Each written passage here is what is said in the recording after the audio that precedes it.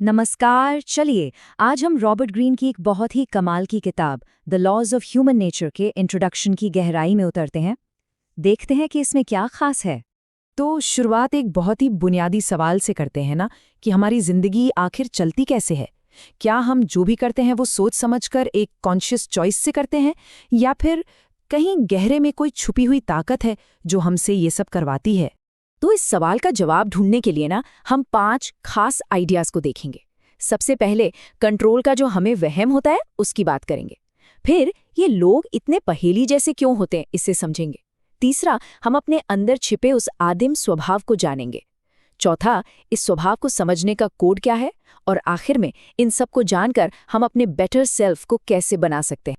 ठीक है, तो सबसे पहले बात करते हैं उस चीज की जो हम सबको लगती है, मतलब एक आम धारणा कि हमारा खुद पे कितना कंट्रोल है।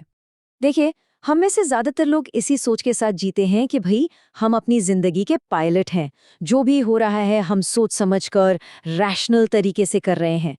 पर रॉबर्ट ग्रीन कहते हैं ये एक बहुत बड़ा वहम है। और सच तो ये है कि असल में स्टीयरिंग व्हील पर कोई और ही बैठा है।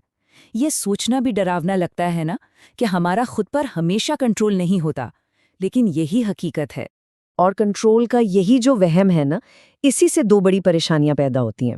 दो ऐसी उलझनें जो हम सब फेस करते हैं, जिन्हें ग्रीन लोगों की पहेलियां कहते हैं। एक तरफ तो हम दूसरों के अजीब बर्ताव से हैरान रह जाते हैं।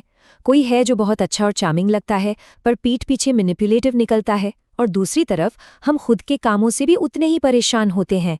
कभी कभी मुंह से कुछ ऐसा निकल जाता है जिसका बाद में पछतावा होता है, या फिर पता होते हुए भी कि कोई इंसान हमारे लिए गलत है, हम उसी की तरफ खींचे चले जाते हैं।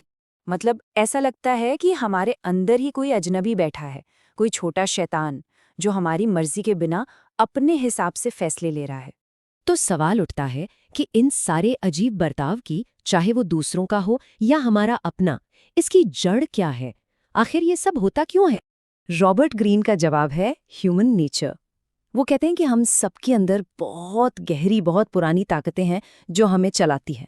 और ये ताकतें लाखों सालों की एवोल्यूशन से हमारे दिमाग में, हमारी वायरिंग में बैठ चुकी हैं। और ये बहुत फैसिनेटिंग है। हमारा दिमाग ना एक के ऊपर एक लेयर्स में बना है। सबसे नीचे है हमारा रेप्टिलियन ब्रेन जो सिर्फ इंस्टिंक्ट पर चलता है। उसके ऊपर है लिम्बिक ब्रेन जो हमारी भावनाओं को कंट्रोल करता है। और सबसे ऊपर, सबसे नया हिस्सा है नियोकॉर्टेक्स जो हमारी सोचने, समझने की, तर्क करने की शक्ति है। दिक्कत यह है कि अक्सर नीचे की जो पुरानी इमोशनल लेयर्स हैं वो हमारे इस नए रैशनल दिमाग पर हावी हो जाती हैं। अब सोचिए, दिमाग की ये जो पुरानी वायरिंग है ये कहीं गई नहीं है। आज की इस मॉडर्न दुनिया में बस इसे बाहर निकलने के नए नए और ज्यादा खतरनाक रास्ते मिल गए। सोशल मीडिया पर जो गुस्सा एकदम से वायरल हो जाता है वो क्या है? हम जो लोगों को हम और वो में बांट देते हैं वो ट्राइबल इंस्टिंक्ट ही तो है।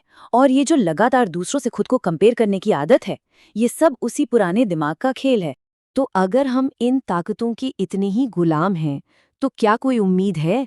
क्या इससे निकलने का कोई रास्ता है? हाँ, बिल्कुल है। और रास्ता इससे लड़ने का नहीं बल्कि इसे समझने का है। रॉबर्ट ग्रीन अपनी इस किताब को एक कोड बुक की तरह बताते हैं, एक ऐसी गाइड जो हमें लोगों के बिहेवियर को डीकोड करने में मदद करती है। और जब हम ये कोड समझ जाते हैं तो क्या होता है? हम लोगों के एक शांत और स्ट्रेटेजिक ऑब्जर्वर बन जाते हैं। हम टॉक्सिक लोगों के पीछे का असली मकसद देख पाते हैं और उन्हें न्यूट्रलाइज कर सकते हैं। और सबसे जरूरी, हम अपने खुद के नेगेटिव पैटर्न को पहचान कर उन्हें बदल सकते हैं। इससे हमारे रिश्ते भी ज्यादा गहरे और मीनिंगफुल बनते हैं। तो ये जो समझ है ये हमें सिर्फ बचाता ही नहीं है बल्कि एक बहुत बड़े पर्सनल ट्रांसफॉर्मेशन का रास्ता भी खोलती है। देखिए, हम सबके अंदर ना 2 तरह के सेल्फ होते हैं। एक है लोअर सेल्फ जो रिएक्टिव है, इमोशनल है, जिसे बस तुरंत खुशी चाहिए। और दूसरा है हायर सेल्फ जो सोच समझकर चलता है, सेल्फ अवेयर है, जो अपना रास्ता खुद बनाता है। और ह्यूमन नेचर को समझना ही इस लोअर सेल्फ से हायर सेल्फ तक पहुंचने की चाबी है। मतलब ये कि इस नॉलेज से हम अपने पुराने इंस्टिंक्ट्स के गुलाम नहीं रहते, हम पैसिव से एक्टिव बन जाते हैं। हम अपने स्वभाव को बदलने की ताकत हासिल कर लेते हैं और एक ज्यादा सेल्फ अवेयर इंसान बन पाते हैं। तो आखिर में ग्रीन का ये काम हमें एक बहुत ज़रूरी बात बताता है।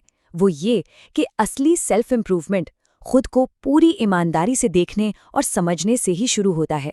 जैसा कि एंटोन चेकॉफ ने कहा था, इंसान तभी बेहतर बनेगा जब आप उसे दिखाएंगे कि वो असल में कैसा है।